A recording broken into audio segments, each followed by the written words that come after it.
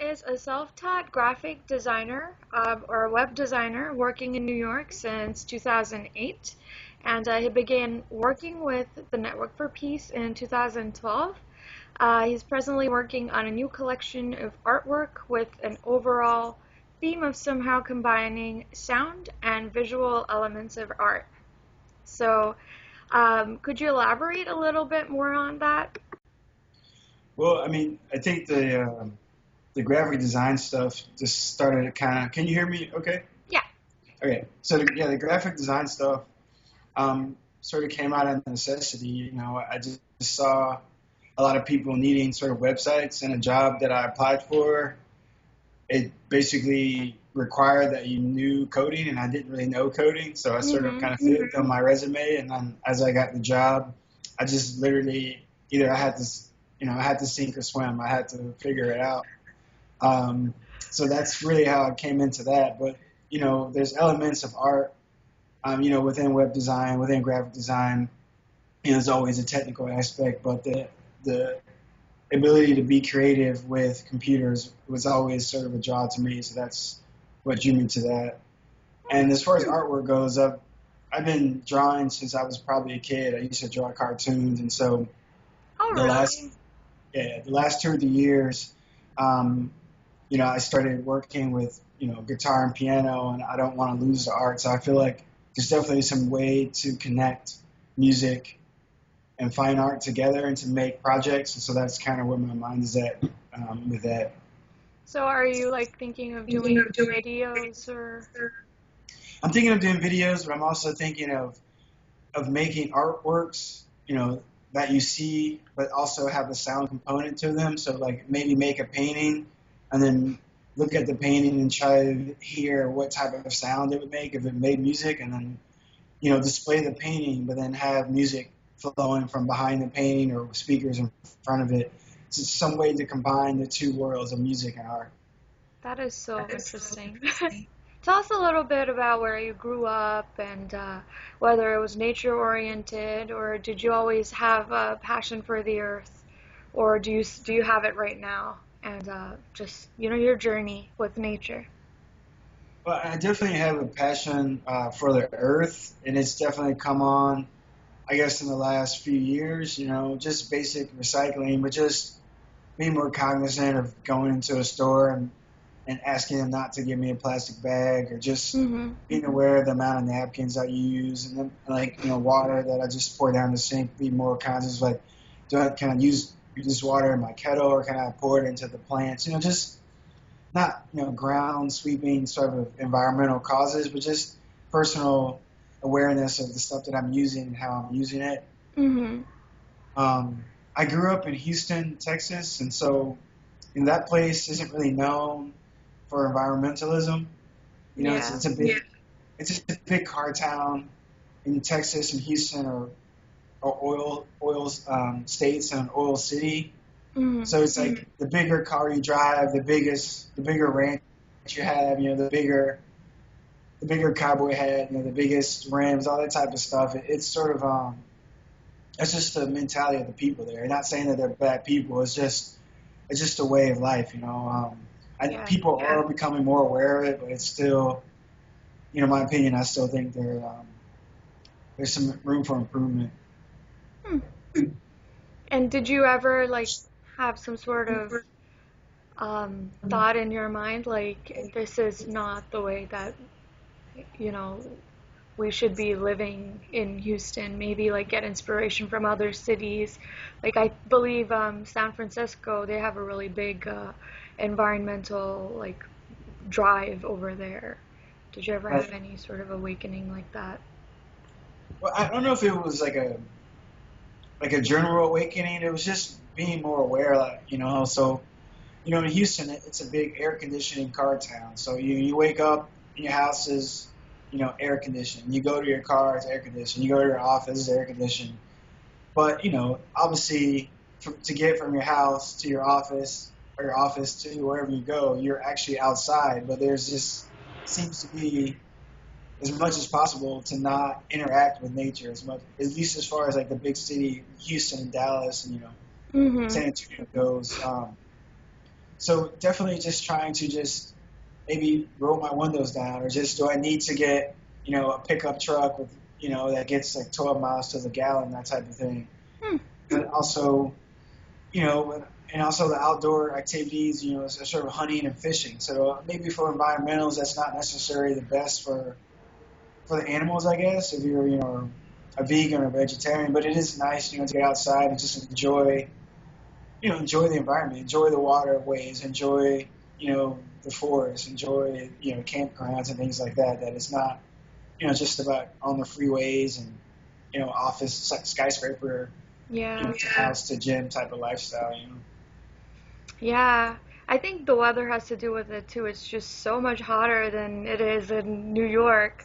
That's why they use you're always like in air conditioning.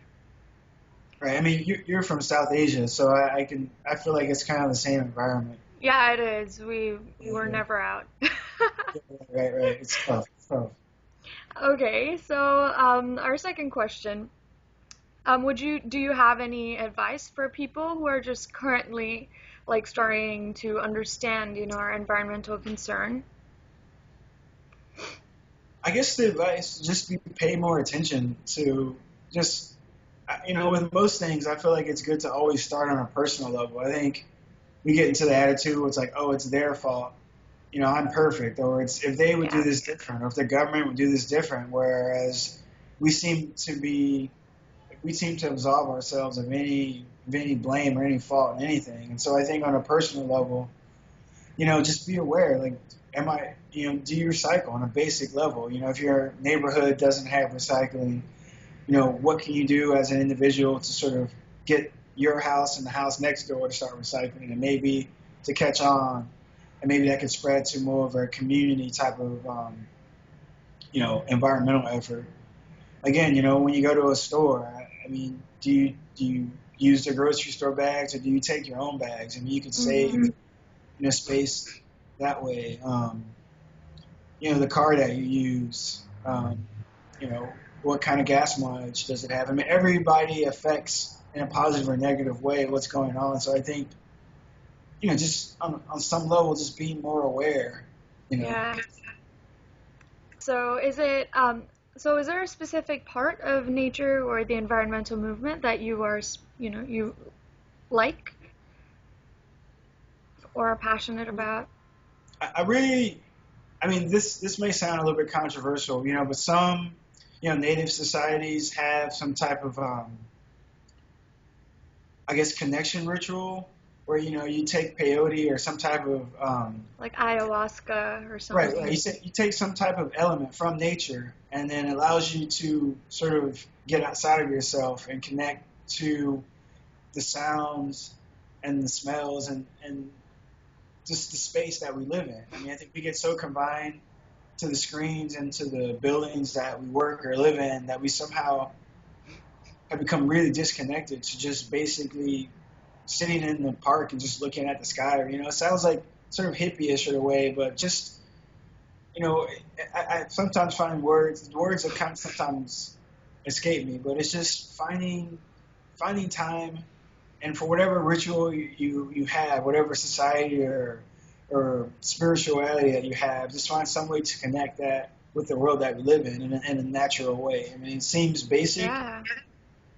it seems basic, but the way modern life is, it's definitely blocking those connections to a natural way of life. And so, some way trying to reclaim that, however you do it. I'm not necessarily prescribing a certain way. Yeah. Everyone has their own way.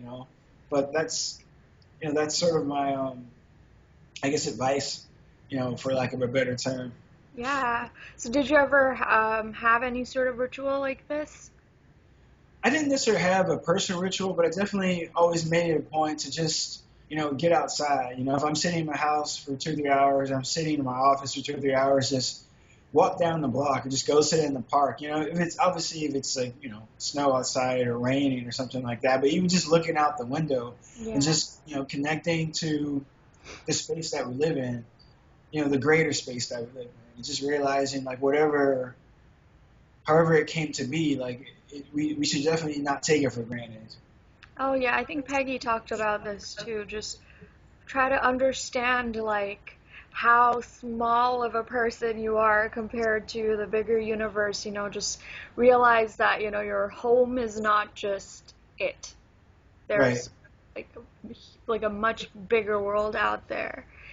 And so are you saying you are passionate about like the spiritual aspect of nature, or like just every Well, now and then? Sorry, go no, ahead. I know you're fine. No, I think it's good to, like Peggy said, to realize how small we are. But Hmm. sometimes I think if we concentrate on how small we are, we start to believe that we don't really matter. And so it doesn't Oh, matter, that's also true. if we just throw trash and do whatever. So we are small, like relatively, but we are very big. Like there's a reason, why we have the understanding that we have, why we have the ability to communicate the way we have. Like we're very big and at the same time. Um, you know, spiritually, like I'm not prescribing like a certain religion, but Hmm. I mean, I don't necessarily like, believe in accidents. And so, you know, our universe being as vast as it is, and our planet having the diversity of life that it has, I'm not saying who or what created it, but there's definitely an appreciation for that on on a spiritual level. I don't know, And just pay more attention, and I guess look more at the person in the mirror before, as far as like problem solving goes, before it becomes the responsibility of another group or another yeah, government or another person. It's sort of saying, if I'm unhappy with this relationship or in this environment, what can I personally do, excuse me, to improve it, to change that? Be the change you want to see in the world. It's a cliche at this point, but Gandhi he was really right when he said that. I mean, it's so. I mean, I don't know if it's Hindu or Buddhist or whatever, but it's definitely just common sense. Be a it is change. common It doesn't have to be connected to some greater religion. It's just sort of saying like, wow, that just makes common sense. Yeah, it does. Yeah, so your face will be the next one that shows up like really big on our website. Nice. I'm excited. I I thought about getting a facial yesterday, but I said, I'm just gonna go with the natural look. So Yeah, yeah, you look great. I aim to please.